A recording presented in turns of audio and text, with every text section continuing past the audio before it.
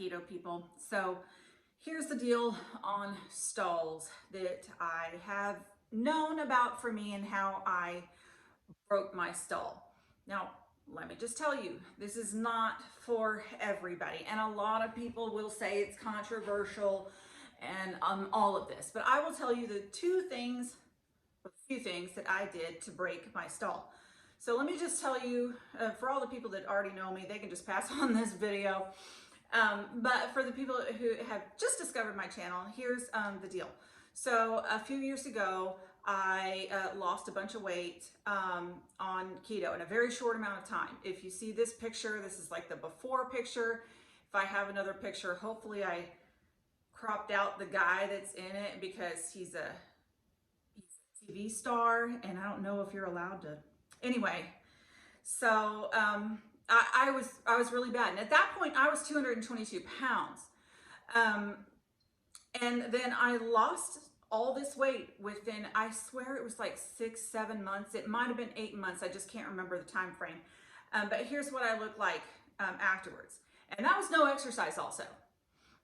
But then like a year ago, I fell off the wagon and I just ate everything I possibly could. Gained it all back and then some. So my starting weight, again, for this time was 238.8 pounds, so almost 239 pounds.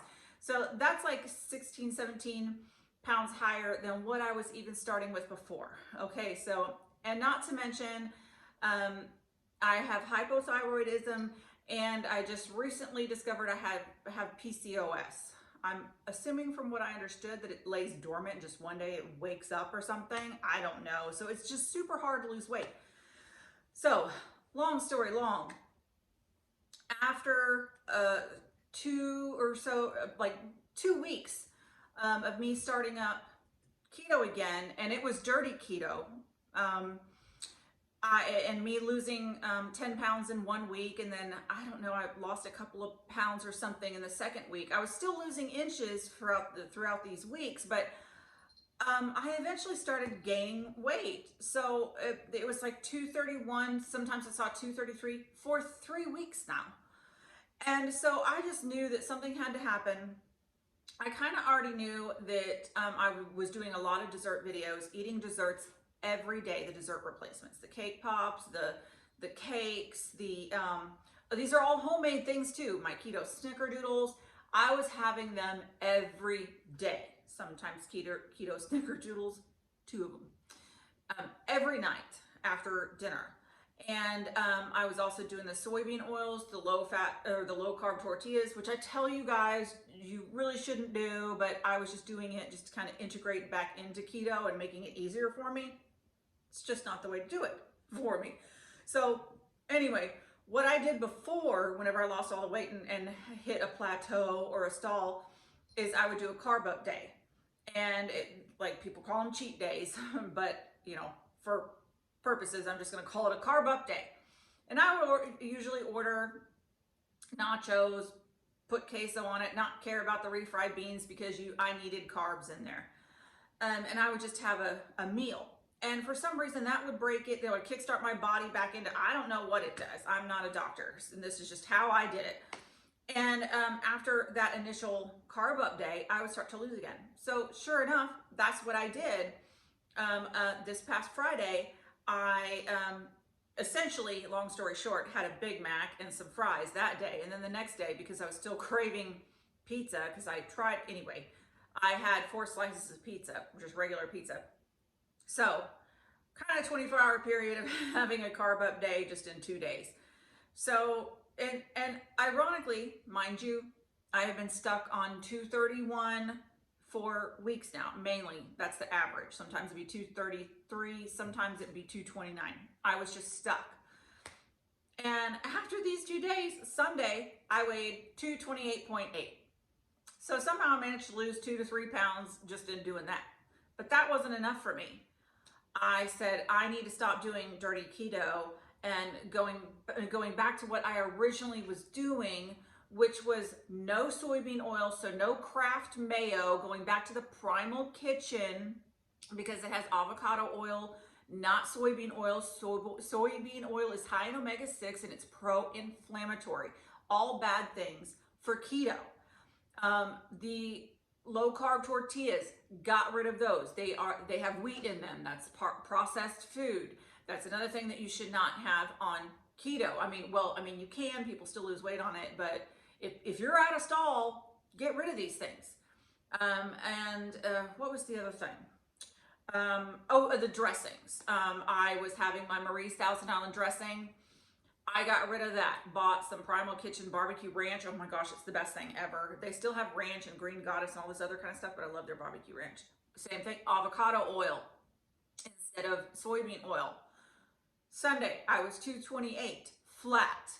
Today, this morning, in 2 days, Sunday, Monday, and this is Tuesday morning at 7 a.m. when I weighed myself, I'm 226.8. Okay, so that's 2 pounds in 2 days. So, you know, essentially 4 to 5 pounds, depending on the different mixture, between Friday and Tuesday in doing these two things. So that's how I broke my stall. That's how I'm starting to get back on track. If I don't know, some people will say don't do the carb up meal, and I would tend to agree. It works for me for some reason, but I don't know if it'll work for you. And plus, it's kind of a slippery slope. Unless you know that you're disciplined enough to be able to cut it out, I would not suggest it. But I would certainly suggest taking out your soybean oil, which is in everything. If you've seen my what to buy for groceries video, it's in a lot of stuff. So soybean oil, cut out the low carb tortillas, just those two things alone. And if I have a picture, I'll show you what I've been eating. I have some barbecue sauce that I make myself because G Hughes has some cornstarch in it, which once again isn't really good, even though it's a small amount. So really, who cares? But so I did this chicken, if I have the photo of, and I think it was a deviled egg. A lot of times I do meat and like green beans, and then like deviled eggs are my fat, or put guacamole and everything. Let me see what else. I did a taco salad. I don't know if I took a picture of it, but I'll try to find the thumbnail of it. But my beef taco salad, which is really good, I had that. And there was something else I had. Oh, my keto gumbo. Oh, it's so good because you just put it in the fridge. So that's what I've eaten the past 2. I mean, and look, I mean, so proof is in the pudding for me. Whatever works for you, works for you.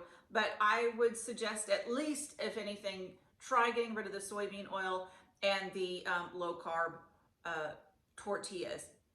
Those two things, and anything that says sugar-free, watch for the ingredients on there.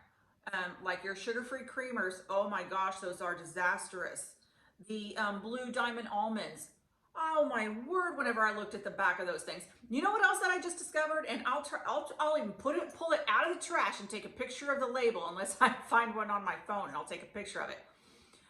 Those Tostitos cheese dip, you know, the cheeses that comes in the jar with the chips, you know, and you're thinking you're going to be getting something good.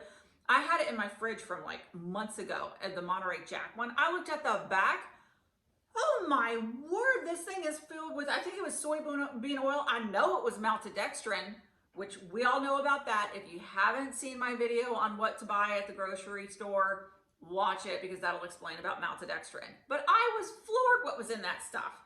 Anyway, this is a really long video. I'm just trying to tell you guys, this is what I did to break my stall. Within 4 days, I've lost roughly 4, I'm just gonna say 4 pounds. So I'm just amazed. I knew I shouldn't have been doing dirty. I know I shouldn't have done it, but I did it. So anyway, oh look, oh Lily, she's my cat that I just got like a year ago actually, but y'all haven't seen me in about a year. So anyway, here she is. Yay. Anyway, okay, that's all the time I have. Hopefully this works for you. If it did, comment below. If you like this video, give it a thumbs up, subscribe if you want to see more. I'll see you guys next time.